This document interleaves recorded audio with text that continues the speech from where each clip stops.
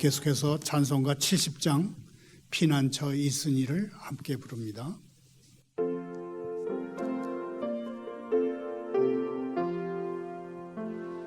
피난처 있으니 환난을 당한 자 이리 오라.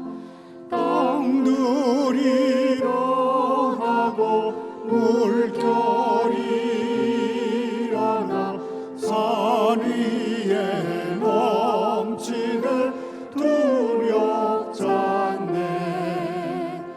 이방이 떠들고 나라들 모여서 진동하나. 우리 주 목소리 한 번만 바라면 천하의 모든 것 망하겠네.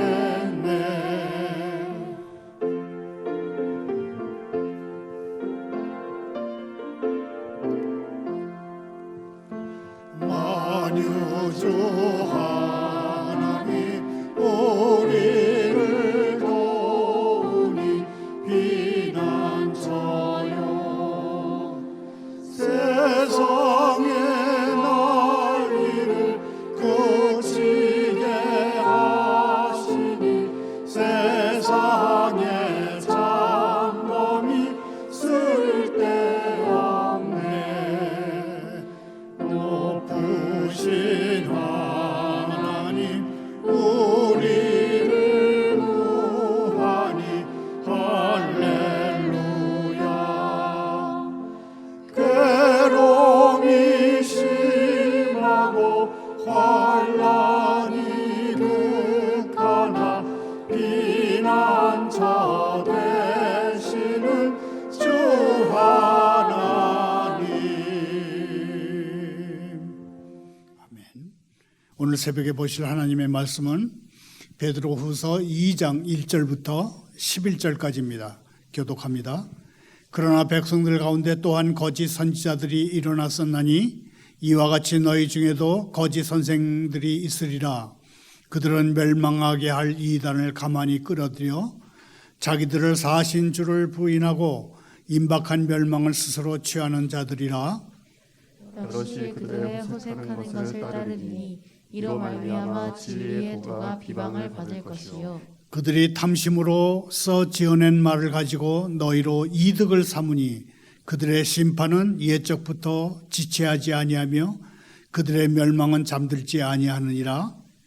하나님이 범죄한 천사들을 용서하지 아니하시고 지옥에 던져 어두운 구덩이에 두어 심판 때까지 지키게 하셨으며 옛 세상을 용서하지 아니하시고 오직 의를 전파하는 노아와 그 7 식구를 보존하시고 경건하지 아니한 자들의 세상에 홍수를 내리셨으며 소돔과 고모라 성을 멸망하기로 정하여 재가 되게 하사 후세에 경건하지 아니할 자들에게 본을 삼으셨으며 무법한 자들의 음란한 행실로 말미암아 고통당하는 의로운 롯을 건지셨으며 이는 이 의인이 그들 중에 거하여 날마다 저 불법한 행실을 보고 들으므로 그 의로운 심령이 상함이라.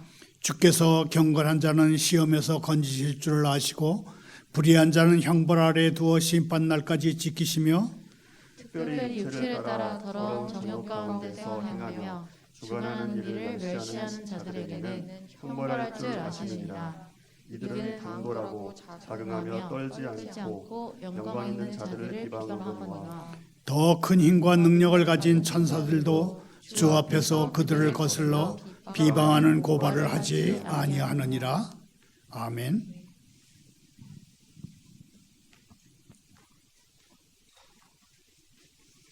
하나님 아버지, 거짓 선지자들을 삼가라 하셨습니다. 저희에게 분별의 영을 주셔서 약탈자들에 의해 저희 신앙이 그릇되지 않게 하시고 저희의 헌신이 착취당하지 않게 하옵소서. 저희에게 참으로 단순한 길을 가르쳐 주신 예수님만 믿게 하옵소서. 종교적인 목소리로 저희에게 심각하게 말하는 사람들 모두를 심각하게 받아들이지 않게 하옵소서. 거짓 그리스도들과 거짓 선지자들의 복잡함으로부터 저희를 구원하옵소서. 예수님의 이름으로 기도하옵나이다. 아멘. 베드로 사도는 AD 66년께 베드로 후서를 썼습니다. 그의 나이 80대 후반 또는 90대 초반이었을 것으로 추측됩니다. 그가 어떤 상황에서 이 베드로의 두 번째 편지, 베드로 후서를 쓰게 됐는지 간단하게 이야기로 제가 꾸며봤습니다. 백발이 성성한 사도 시몬 베드로가 로마의 은신처 2층 창문을 통해서 강 건너 멀리 펼쳐진 산마루를 바라봤습니다. 눈을 가늘게 뜨고 보면 칼리굴라 원형 경기장의 윤곽을 볼 수 있었습니다. 그곳에서 로마 황제 네로는 그리스도인들을 붙잡아다가 고문하고 불태우고 목매달고 십자가에 못 박고 심지어는 맹수의 밥이 되는 광경을 구경거리로 내놓았습니다. 지금까지는 주님이 지켜주셨지만 예수님은 곧 자신이 이 세상을 떠나시리라는 것을 알려주셨고, 베드로 사도는 자신이 잡히는 것이 시간 문제임을 직감하고 있었습니다. 언제라도 아래층의 문이 열리고 칼찬 병사들의 거칠고 저속한 라틴어 목소리가 들릴 것입니다. 그러면 사도는 위험한 범죄자처럼 결박당한 채 끌려가서 엉터리 재판을 받고 그들이 씌운 죄목들보다 훨씬 무거운 선고를 받을 그런 절박한 상황이었습니다.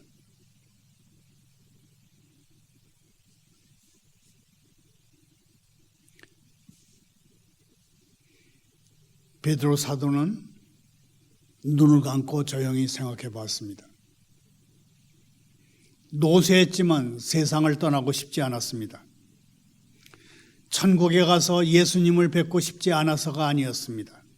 천국에 가서 믿음을 지키며 살다가 먼저 간 사람들과 영광 가운데 다시 만나는 것을 원치 않아서가 아니었습니다. 그는 그러기를 바랐습니다. 그러나 주변을 둘러보면 아직도 해야 할 일이 너무나 많았습니다. 미쳐버린 네로 황제의 핍박이 점점 잦아지고 있고 심해지고 있었습니다. 그런 가운데 많은 성도들이 이미 입을 다물었거나 등을 돌리기도 했습니다. 또 더러는 근심과 공포에 짓눌린 나머지 얕은 물에 가라앉은 고깃배처럼 영적 성장이 바닥까지 떨어진 그런 상태였습니다. 물에 가라앉은 고깃배 같은 현재의 삶에서 벗어나게 하려면 조금씩 더 깊은 물로 몰고 가서 신선한 성령의 바람이 그들을 원래의 항로로 밀고 나가게 해야 했습니다. 내가 떠나면 누가 이들을 밀어줄 것인가? 베드로 사도에 내리는 이 물음이 떠나지 않았습니다. 게다가 최근 몇 년간 거짓 선생들 몇 명이 그리스도인 공동체 안으로 슬쩍 스며들어 왔습니다. 거짓 선생들 가운데에는 자기가 신이라고 주장하는 사마리아의 건달이자 마술사가 직업인 시몬 같은 사람도 있었습니다. 실제로 시몬은 악령의 힘을 빌린 마술로 많은 추종자들을 끌어모았습니다. 베드로 사도는 마술사 시몬이 시대의 깊은 구렁에서 터져나오는 여러 이단들 중에 하나일 뿐이라는 것을 잘 알고 있었습니다. 노 사도는 자신을 향해 다시 한번 질문했습니다. 내가 가고 나면 누가 늑대들로부터 이 양떼들을 지켜줄 것인가? 베드로 사도는 한숨을 쉬며 두루마리와 철피를 꺼내 들었습니다. 몇 년 전에 부활하신 예수님은 사도 베드로에게 시몬아, 내 어린 양을 먹이라, 내 양을 치라, 그렇게 말씀하신 적이 있습니다. 죽음은 다가오고 굶주린 늑대들과 울부짖는 사자들은 먹잇감을 찾아 헤매고 있는 지금 베드로 사도는 자신이 떠나고 나면 어린 양떼들은 이 가짜들의 속임수에 무방비로 노출되리라는 것을 알고 있었습니다.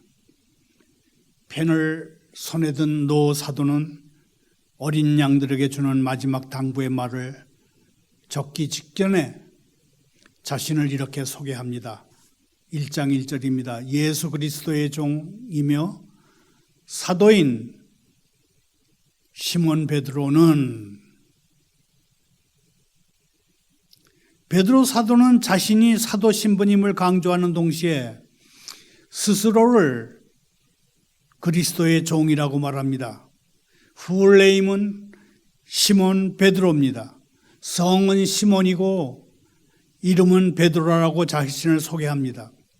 이 이름 베드로라는 이름은 베드로 사도가 예수님을 메시아라고 고백했을 때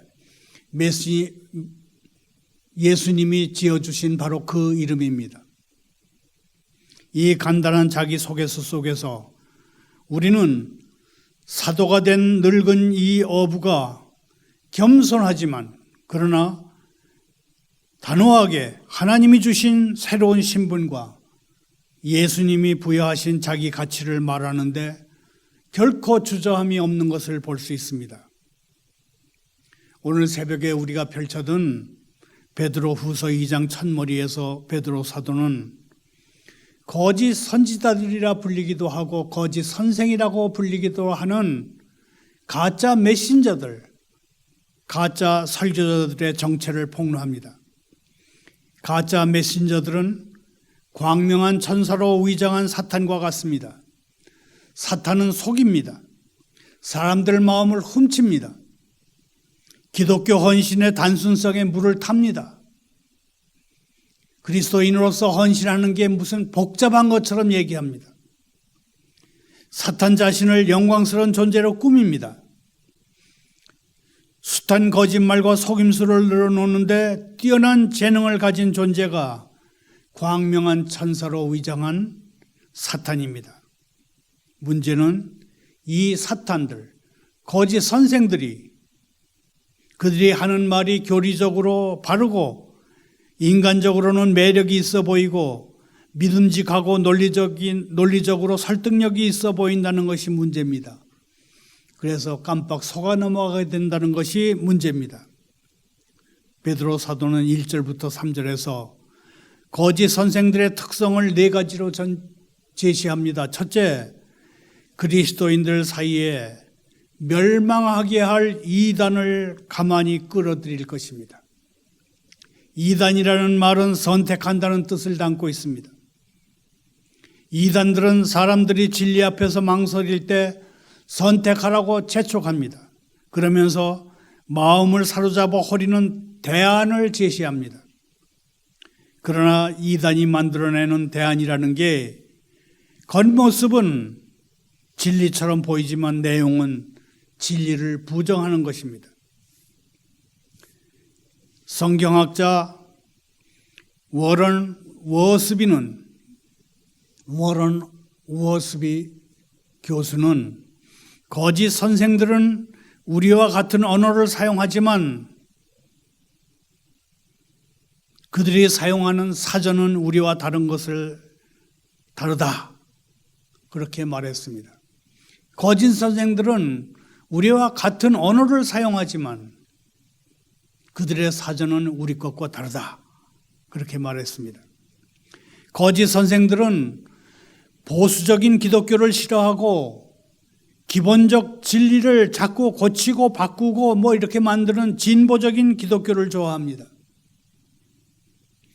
거짓 선생들의 두 번째 특성은 공공연하게 진리를 부인하는 것입니다. 거짓 선생들은 참된 선지자와 성경과 교회에 날카롭게 맞섭니다. 가짜들은 성경에 기록되고 교회 역사를 통해서 여러 차례 재확인된 역사적 기독교의 정통 교리 가운데 상당 부분을 거부합니다. 거짓 선생들은 정통신학의 핵심 진리인 성경에는 오류가 없다는 성경 무엇을 삼위일체 하나님, 그리스도의 동정녀 잉태와 탄생, 믿음을 통해 은혜로 받는 구원,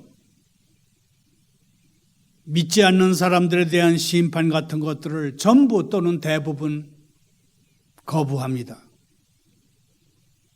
그러면 이러는 거짓 선생들은 구원받았을까요? 베드로 사도는 아니라고 말합니다. 정통신앙과 극단적으로 다른 교리를 가르치는 자들은 사실상 영적으로 거듭난 그리스도인이 아니라는 결론을 내릴 수 있다. 사도는 성경 말씀을 통해서 이렇게 말합니다. 자막을 따라 함께 읽으면서 정리해 보겠습니다. 정통신앙과 극명하게 다른 교리를 가르치는 사람들은 사실상 영적으로 거듭난 그리스도인들이 아니다. 거짓 선생들은 그리스도의 구원에 대한 설교를 들었습니다. 그러나 그리스도의 구원을 거부함으로써 잃어버린 바 된 사람들입니다. 수많은 거짓 선생들의 세 번째 특징은 뻔뻔한 호색입니다. 호색이라는 말은 대놓고 음탕한 것을 가리키는 단어입니다. 어떤 성경학자는 호색이란 수치심을 잃은 남자의 태도라고 표현하기도 했습니다. 마지막으로 가짜 전달자들은 이기적인 탐욕을 보입니다. 3절에 이득을 삼다라는 말의 사전적 의미는 남을 부당하게 이용하다, 노동력을 착취하다, 등쳐먹다 그런 뜻입니다. 돈이라고 하면 누구 못지않게 탐욕을 드러내는 게 거짓 선지자들의 가장 큰 특징 중 하나입니다. 어떤 설교자의 전반적인 신학이 물질적인 축복을 받는 기적적인 방법을 제시하는 것이라면 우리는 일단 이거 거짓 선지자 이단 아닌가 의심해 봐야 합니다. 물질적 축복에 그의 메시지가 집중되고 그 물질적인 축복을 받는 기적적인 방법이 있다고 제시하는 사람, 그건 틀림없이 가짜들입니다. 진실한 복음 사역자는 비록 불편하고 인정받지 못하고 사람들이 별로 좋아하지 않는 부분이 있더라고 하더라도 하나님의 모든 권고를 그의 설교에 반영합니다. 진실한 설교자는 복음을 전하는 것으로 생계를 유지하지만 그것으로 큰 돈을 벌 생각은 안 합니다. 이어지는 4절부터 11절까지에는 분노의 하나님과 구원의 하나님에 대한 말씀이 기록되어 있습니다. 이어지는 말씀으로 넘어가기 전에 여기서 잠깐 성탄절을 맞은 지난주 미국 크리스찬들의 최대 관심사였던 트럼프 대통령의 크리스마스 연설을 잠시 소개하겠습니다. 먼저 육성을 들어봅니다.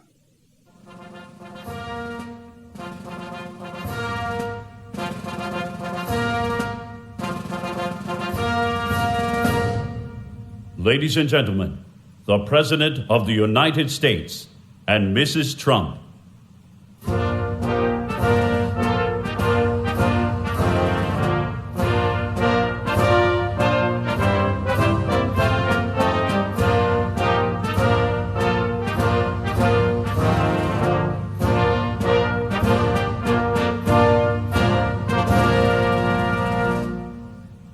Thank you very much, everyone, and a very Merry Christmas to all. We'll start with 5, 4, 3, 2, 1.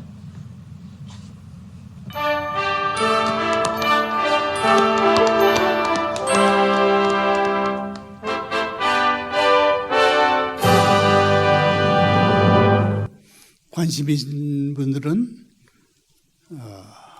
유튜브에 들어가서 이걸 한번, 이것도 자막으로 다 되어 있는 것들도 있으니까 한번 전부 다 들어보면 은혜가 될 겁니다. 폭스 뉴스 TV는 10일간의 크리스마스 전쟁이라는 특집 프로그램을 내보냈습니다. 그 결론은 이렇습니다. 10일간의 크리스마스 전쟁을 통해서 10일간의 크리스마스 전쟁을 벌인 도널드 트럼프 대통령 덕분에 미국의 크리스천들과 많은 국민들은 이제 메리 크리스마스를 큰 소리로 외칠 수 있게 됐다. 그렇게 보도했습니다. 그 내용을 간단히 줄이면 이렇습니다. 4년 전 2016년 대통령 선거 때 트럼프 후보는 선거운동 막바지 열흘 동안에 여러 주를 돌면서 내가 대통령이 되면 미국인들이 큰 소리로 메리 크리스마스를 외치게 하겠다 그렇게 선언했습니다. 그때는 기껏해야 홀리 할리데이 그렇게밖에 얘기할 수 없을 때입니다. 이 10일간의 크리스마스 전쟁은 미국의 전통 가치인 크리스마스를 단순한 명절로 세게 만든 민주당의 종교적 차별 금지 정책에 정면으로 도전하는 것이었습니다. 당시 트럼프 후보가 크리스마스의 의미를 되찾겠다고 강조한 데는 두 가지 이유가 있었습니다. 하나는 자기 신앙이 크리스마스가 얼마나 중요한지를 알고 있었다는 것이고, 다른 하나는 반기독교적인 사회주의 체제 인사들이 자기가 근무하게 될 백악관에 발붙이지 못하게 하겠다는 정치적 이유에서였습니다. 트럼프 후보는 국내 정적뿐만 아니라 전 세계의 반미국, 반기독교 국가들의 지도자들이 다 쳐다보는 유세를 통해서 예수님의 이름을 드높이고 기독교적 정신을 바탕으로 국가를 경영하겠다고 공약하고 마침내 대통령에 당선됐습니다. 그 후 지난 4년 동안 트럼프 대통령의 행적을 지켜본 많은 미국의 크리스천들은 지금의 미국 정치는 단순한 정치인들의 이념투쟁이 아니라 치열한 영적 전쟁임을 알게 됐습니다. 또한 트럼프 대통령이 정치의 본질은 선과 악의 내전적 질서라는 사실을 올바르게 이해하고 있는 전략가라는 사실도 알게 됐습니다. 지금 많은 미국 크리스천들은 트럼프 대통령이 새해 1월 6일까지 앞으로 남은 열흘 동안에 부정선거를 파헤치는 법적 전쟁에서 승리하고 제46대 미국 대통령에 재선되기를 바라고 있습니다. 다시 성경으로 돌아옵니다. 베드로후서 2장 9절 10절을 다시 읽습니다. 주께서 경건한 사람은 시험에서 건지실 줄 아시고 불의한 자는 형벌 아래 두어 심판날까지 지키시며 특별히 육체를 따라 더러운 정욕 가운데 행하며 주관하는 이를 멸시하는 자들에게는 형벌할 줄 아시느니라. 베드로 시대의 거짓 선지자, 거짓 선생, 가짜 설교자들은 실제로 존재하는 위험들이 있었습니다. 실제로 존재하는 위험 그 자체들이었습니다. 그 가짜들은 정통신앙을 해체하고 믿음을 약화시키고 경건한 삶에서 사람들을 멀어지게 했습니다. 베드로 시대와 똑같이 어둠의 세력, 위험의 세력이 오늘날 교회를 위협하고 있습니다.